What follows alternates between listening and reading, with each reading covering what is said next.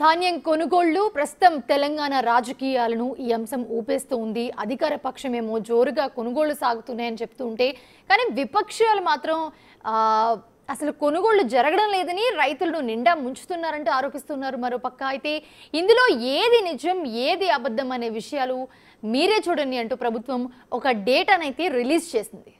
ప్రస్తుతం స్క్రీన్ మీద చూస్తూ ఉన్నారు ఆ డేటాకి సంబంధించిన డీటెయిల్స్.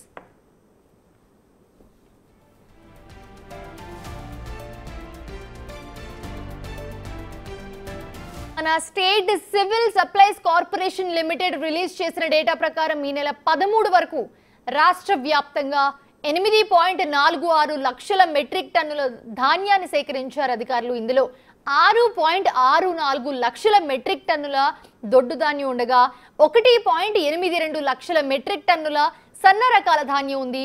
ఇప్పటి వరకు అసలు కొనుగోళ్లే జరగలేదని వాదిస్తూ ఉన్న విపక్షాలకు అధికారిక డేటాతో సమాధానం చెప్తోంది ప్రభుత్వం.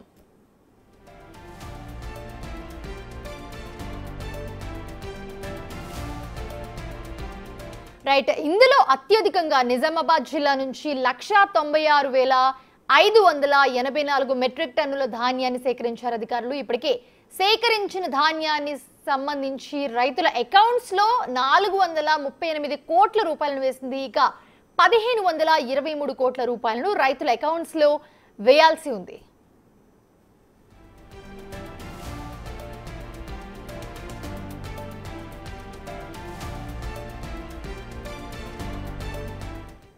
నిజానికి చూస్తే ఈసారి రైతులు సాగు చేసిన ధాన్యంలో సగానికి పైగా సన్న రకాలే ఉన్నాయి. ప్రభుత్వం సన్న రకాలకే బోనస్ ప్రకటించడంతో దాదాపు 60% వరకు సన్న వడ్లని పండించారు రైతులు.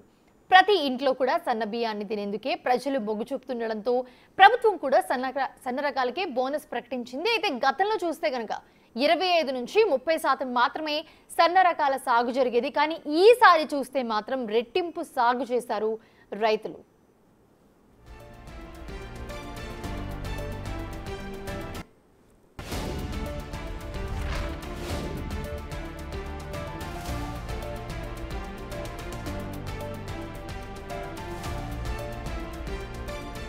కానీ రైతులు పండించిన ధాన్యానికి మార్కెట్కి వస్తున్న ధాన్యానికి ఎలాంటి సంబంధం లేదు అని తెలుస్తోంది. ఎందుకంటే పంట కోయగానే కళ్ళల్లోనే ఆ ధాన్యాన్ని మిల్లర్లు కొనుగోలు చేస్తూ ఉన్నారు.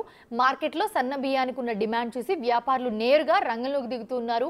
ప్రభుత్వం ప్రకటించిన బోనస్ ధరకు అనుగుణంగా ధరను చెల్లించి మిల్లర్లు కొనుగోలు చేస్తున్నట్లుగా కనిపిస్తోంది. ఇప్పటికే మిల్లుల వద్ద ట్రాక్టర్లు బారులు తీరి కనిపిస్తూ ఉన్నాయి.